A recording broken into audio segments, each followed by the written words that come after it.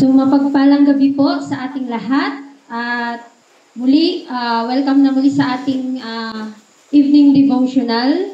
So, purihin po ang Panginoon sa kanyang kabutihan na patuloy niya tayong pinagpapala at patuloy niya tayong binibigyan ng mga biyaya sa pamamagitan ng kanyang mga salita. So, marami din pong salamat sa naghandog ng awit.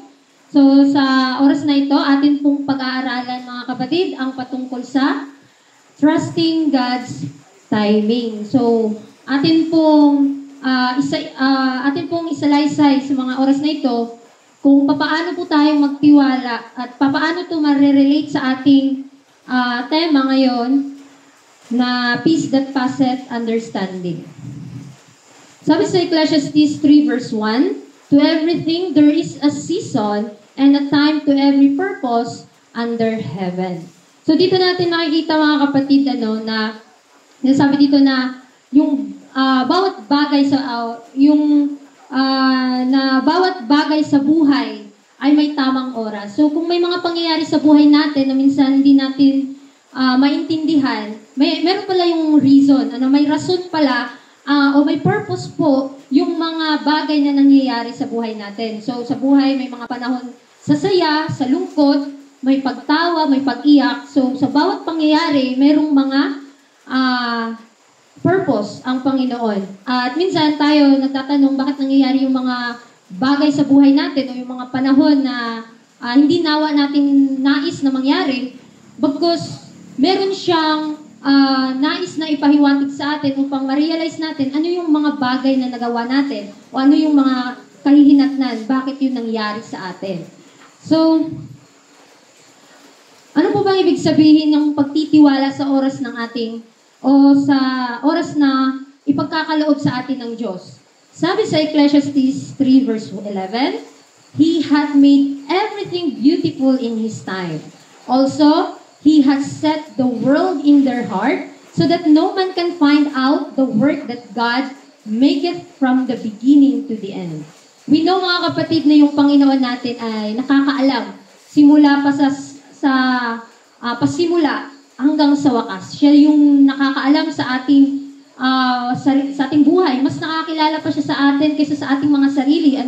So dito, pinapaalala din sa atin na yung perpektong oras ng Diyos na binigay sa atin o ang lahat ng bagay ay na nangyayari ay merong tamang panahon. Kaya nga, di ba, sinasabi na kailangan mong maghintay kasi nga kapag nanalangin tayo, di ba, minsan yung sagot ng Panginoon parang hindi tayo makapaniwala sa mga sagot ng Panginoon kasi yung sagot niya, di ba, na yes or no or wait. So ngayon, pinapahintay tayo ng Panginoon. Sabi nga dyan na kapag pala nagpaplano yung Diyos sa buhay natin, ibig sabihin, ginagawa niya po yung lahat na maganda at may kabuluhan sa takdang panahon.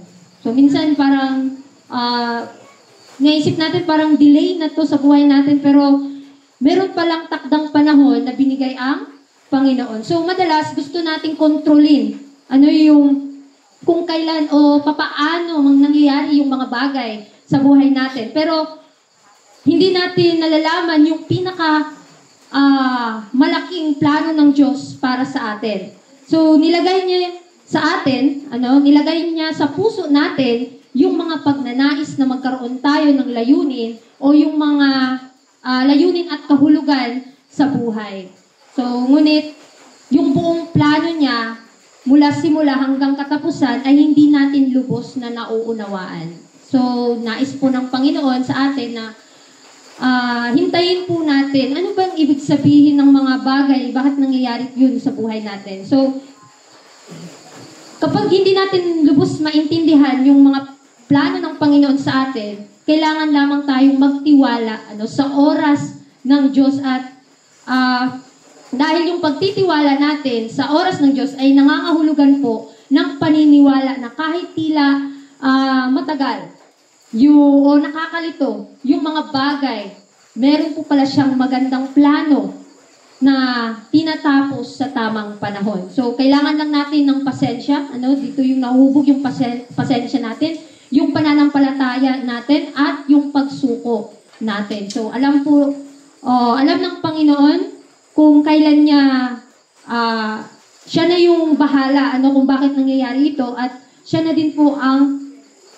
magbibigay sa atin ng kasagutan sa lahat nating katanungan, bakit nangyayari yun. So, why God's timing is often different from ours? Minsan, bakit Panginoon nangyayari sa buhay ko ito? Bakit yung gusto kong mangyari sa buhay ko, minsan hindi yun yung nangyayari? So, sabi sa Isaiah 55 verse 8, "For my thoughts are not your thoughts." Ito po pala yung kasagutan na minsan yung pag-iisip natin, hindi natin maintindihan yung lawak ng plano ng Diyos sa atin. "Neither are your ways my ways, saith the Lord." So, ito po yung kasagutan ng Panginoon na bakit kakaiba yung oras o bakit kakaiba yung mga nangyayari o yung ina-expect natin sa mangyayari sa buhay natin. So, madalas, ang oras po ng Diyos ay iba sa inaasahan o kagustuhan na natin. Gustuhan natin. Ito yung dahilan kaya ang kanyang mga pag-iisip at mga plano ay higit na mas mataas at mas malawak kaysa sa ating mga pag-iisip o sa ating mga plano. So tayo, meron lamang tayong limitado na pagkaunawa.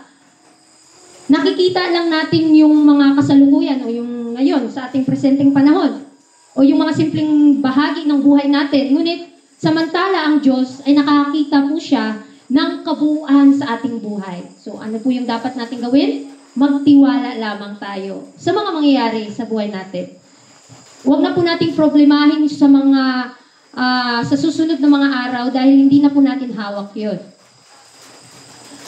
Why is it so hard? Bakit po napakahirap magtiwala sa Diyos? Minsan nagdadalawang isip pa tayo na magtitiwala pa ba ako? Bakit nangyayari ito sa buhay ko? So, minsan, dito po, sabi dito, we feel forgotten or abandoned. Isa din po itong dahilan kaya ang tayong mga tao, nahirapan tayong magtiwala sa ating Panginoon. Kasi nga, kapag pakiramdam natin, parang nakalimutan niya na tayo o kapag hindi nasagot yung panalangin natin, dun na parang inisip natin na sumasagot ba ang Panginoon sa mga panalangin natin? So, sabi dito sa Psalms 13 verse 1, "How long, Lord, will you forget me forever? How long will you hide your face from me?" So, minsan ito yung tanong natin, na gaano o hanggang kailan, Panginoon, kalilimutan mo ba ako? Minsan yun yung nasa isip natin. At kapag nag-aalinlangan tayo, meron tayong pagdadalawang isip sa mga plano ng Panginoon sa buhay natin. Pumapasok pa yung ng kaaway, pumapasok pa yung mga tukso ng kaaway na hindi niya tayo didinggin. O walang pinapasok ng kaaway sa isipan natin na yung mga bagay na minsan nagdadalawang isip tayo na sinasagot ba ng Panginoon yung panalangin natin. Kaya nga sabi sa Lamentations chapter 3 verse 25 hanggang 26, "The Lord is good to those whose hope is in Him, to the one who seek Him. It is good to wait quietly for the salvation of the Lord." So ito po yung kailangan nating malaman na kapag tayo minsan nagdadalawang isip sa mga plano ng Panginoon, tandaan natin sa lahat na nagtitiwala sa Kanya, ang Panginoon ay mabuti. Lalong-lalo na tayong umaasa sa Kanya. Lalong-lalo na din sa mga naghahanap sa Kanya. Kaya kailangang maghintay tayo ng may katahimikan sa ating mga puso para sa kaligtasan ng Panginoon sa atin. So, sa mga panahon ng pagsubok, may mga pagkakataon tayo na minsan nadarama natin na tila nakalimutan na tayo ng Panginoon. Kahit nasa present truth na tayo, minsan yun yung nasa isip natin na parang tinatago niya yung kanyang mukha at hindi tayo pinapansin. Yung ating mga panalangin, hindi agad dinidinig. Hindi ito kakaiba. Maging ang mga tapat na tao sa Biblia ay nakadarama din ng mga ganong pakiramdam. Kaya nga sabi ng Panginoon sa atin na tinuturuan niya tayong maghintay sa tamang panahon. Dahil sa panahon na pinagkaloob niya sa atin at paano hinuhubog yung karakter natin. At sa kabila ng ganitong pakiramdam, magtiwala at maghintay ng may pag-asa. Ibig sabihin, sa ating paghihintay sa Panginoon, may mabuting resulta po ito. Dahil nahuhubog po yung karakter natin, may pasensya tayong maghintay sa Kanya. So, tandaan natin, mabuti ang Diyos sa mga taong naghahanap sa Kanya at hindi sumusuko kahit sa gitna ng dilim. Sunod po is, bakit mahirap minsan magtiwala sa Diyos? We fear to outcome. Natatakot tayo, anong kalalabasan ng pagpili ko? Parang natatakot tayo na baka ma-failure ako o hindi ako maging success. Lalong-lalo na pumasok tayo sa pagiging missionary, di ba? Minsan nagdadalawang isip pa tayo na magiging successful ba akong medical missionary? Baka in the last, surrender lang din ako, sayang lang yung taon na nag-training ako. Minsan yun yung outcome sa isip natin na natakot tayo. So sabi dito, sa Proverbs 3 verse 5 to 6, trust in the Lord with all your heart and lean not on your own understanding. In all your ways, submit to Him and He will make your path straight. So ito lamang po pala yung ating tatandaan. Dahil ang pagtitiwala sa Panginoon ng buong puso ay, ibig sabihin, kailangan tayong maghintay at manalangin at manalig sa Kanya. At huwag tayong magtiwala sa ating mga sariling pag-unawa kasi minsan hindi natin naintindihan bakit nangyayari sa buhay natin ito. Napakahirap magtiwala sa Panginoon kapag yung sarili lang natin yung ating naririnig o yung ating sinusunod. Kaya nga sabi sa Psalms 27:14, wait for the Lord, be strong, and let your heart take courage, wait for the Lord. So ito po yung nais ng Panginoon na ipagkaloob sa atin, na maghintay tayo. Sa ating paghihintay, magtiwala tayo. At magkaroon tayo ng kasigasigan sa ating mga puso at magkaroon tayo ng kapayapaan sa ating puso. Kaya tandaan natin, kapag nilagak natin ang ating pananampalataya sa Kanya, sa pamamagitan ng paghihintay sa tamang panahon, sinusunod po o kailangan nating sundin yung mga gabay at tayo'y gagabayan sa tamang landas. Sa paghihintay din po sa Panginoon, ay tinitest po yung pananampalataya natin. Sabi dyan, sa James chapter 1, knowing this, that the trying of your faith worketh patience, but let patience have her perfect work, that ye may be perfect and entire, wanting nothing. So, dito po pala natin makikita na itong paghihintay ko hindi pala nasasayang. Kahit na yung pag-iisip mo na in that time, magiging professional ako. Pero Panginoon, ba't hindi yun nangyari sa buhay ko? No, minsan yun yung tinatanong natin. Kaya nga, ang paghihintay ay hindi madaling gawin. Sa totoo lang mga kapatid, no, hindi po yan madaling gawin. Lalo na kapag hinihintay natin yung sagot sa ating mga panalangin. Minsan, naiinip ka na, no? Nasasagutin ba ng Panginoon yung expectation ko na mangyari ito sa buhay ko? Ngunit sinasabi sa atin ng Diyos na ang pagsubok na ito yung paraan upang pagtibayin yung ating pananampalataya. So, sa bawat sandali na naghihintay tayo, natututo po tayong maging matyaga at matatag. So, kung walang paghihintay, naiinip tayo sa mga mangyayari. Minsan, dahil sa ating walang pasensyang paghihintay, lumiliko na tayo sa landas na, sa sarili nating landas. Kaya nga yung plano ng Panginoon hindi na nangyayari sa buhay natin kasi sarili na natin yung natutupad. At hindi na tayo nakakapaghintay sa tamang panahon o papaano hindi na natin hinihintay yung panahon o mga plano ng Panginoon sa atin. Kaya sa bawat sandali na sa ating paghihintay, tayo ay natututo at nagkakaroon tayo ng pasensya. So, tandaan natin din na hindi nawawala ang Diyos sa gitna ng paghihintay natin. Sa halip, ginagamit niya ito para sa ating paglago. Ang ganda po mga kapatid, ano? Tinutulungan tayo ng Panginoon.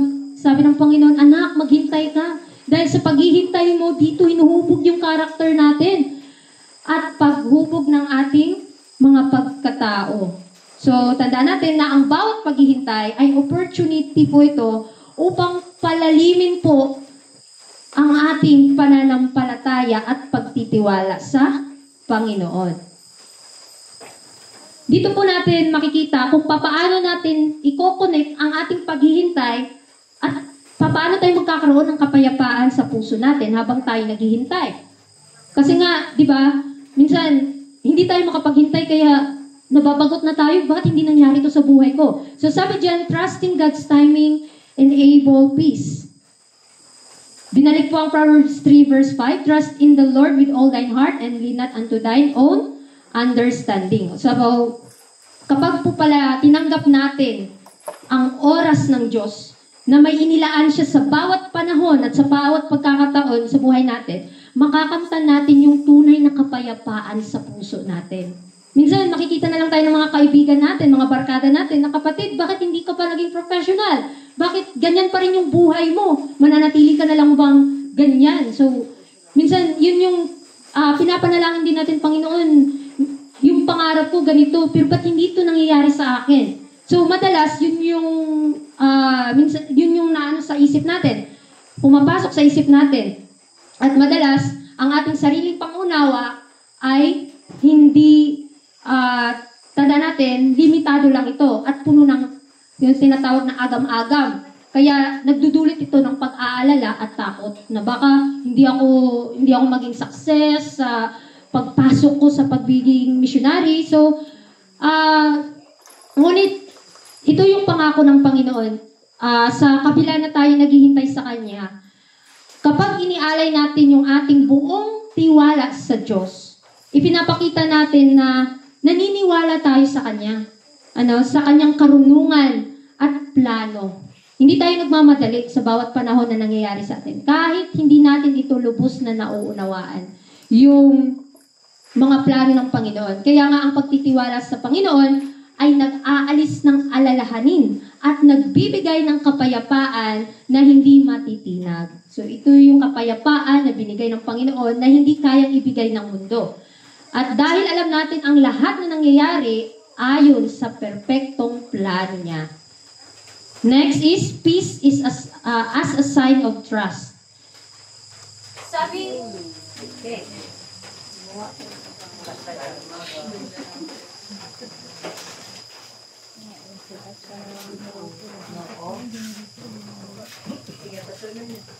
Okay, konti na lang po. Konti na lang po. So, pagpapatuloy po, sabi dito na peace as a sign of trust. Sabi sa Isaiah 26 verse 3, Thou wilt keep him in perfect peace, whose mind is stayed on thee, because he trusted in thee. So kapag tayo pala ay nagtitiwala sa Panginoon, ay doon nagkakaroon tayo ng perfectong kapayapaan sa puso natin. Dahil ang kapayapaan, ito din po ay sinyales ng ating lubos na pagtitiwala sa Panginoon. Kaya nawa sa ating pagmuni-muni o sa ating paghihintay sa perfectong panahon o oras na binigay sa atin ng Panginoon, ay nawa magkaroon tayo ng kapayapaan sa ating mga puso. At magkakaroon din yung ating pagtitiwala sa Kanya ay makikita sa application po ng ating mga paggawa.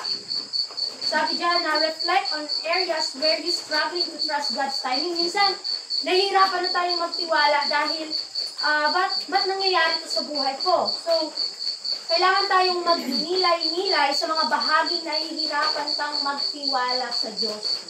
Saliksikin natin yung puso natin. Bakit? Yung sarili natin, bakit ang hirap magtiwala sa Panginoon na nangangako na siya sa atin ng mangyayari ito kung kalooban niya. So, sabi sa Ecclesiastes 3 verse 11, nabalik po itong verse na to. Sabi dyan na, He hath made everything beautiful. So, meron po pala siyang planong napakaganda para sa buhay natin. Sa beautiful in His time, sa kanyang tamang panahon. Also, He hath set the world in their heart. So, meron na po siyang inilagay sa ating mga puso ng isang pagnanasa na kapag nagtiwala tayo sa Panginoon, ibig sabihin, magkakaroon tayo ng kapayapaan at higit sa lahat, doon po kumikilos yung Panginoon na kailangan sa ating pagtitiwala sa Kanya ay magkakaroon tayo ng kaunawaan or understanding. Sinasabi pa dito na practice surrender through prayer and thanksgiving. So, isabuhay po natin ang pagsuko sa pamamagitan ng panalangin at pasasalamat. So, mababasa po natin yan sa 1 Thessalonians 5, verse 16 to 18. Rejoice evermore, pray without ceasing, in everything give thanks, for this is the will of God in Christ Jesus concerning you. So, sa ating paghihintay sa Panginoon, magalak po tayo na may takdang oras, may takdang panahon na ipagkakaloob sa atin na kung minsan tayo naiinip, meron siyang takdang panahon. At kailangan lang natin i-practice ang pag-surrender sa pamamagitan ng panalangin at pasasalamat.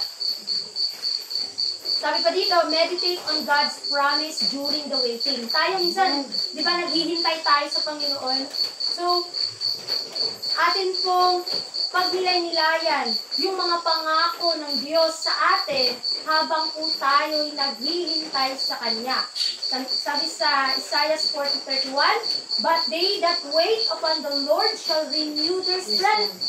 They shall mount up with wings as eagles. They shall run and not be weary, and they shall walk and not faint. So, sa ating paghihintay sa Panginoon, doon po tayo magkakaroon ng tunay na kalakasan at tunay o mababago ang ating lakas. Sabi pa dyan na yung pangako ng Panginoon na magkakaroon tayo ng bagong lakas habang tayo naghihintay sa Kanya, ipinapangako niya ito na bibigyan niya tayo ng bagong lakas sa halip na manghina tayo o mawala ng pag-asa dahil sa ating paghihintay.